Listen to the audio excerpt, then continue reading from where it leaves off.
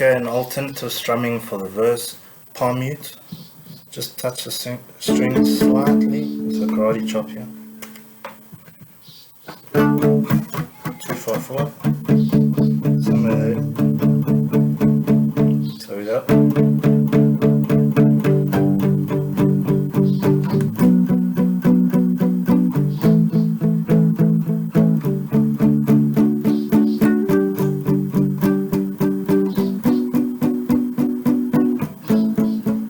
Eighth note, so 1 and 2 and 3 and 4 and 1 and 2 and 3 and 4 and small little strums here. You don't have to go all of them. So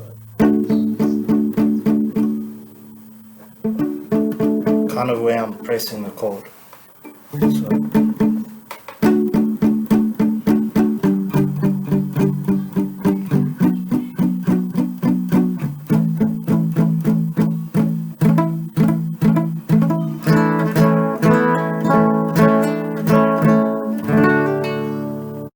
alternative strumming for the chorus, a little bit trickier one.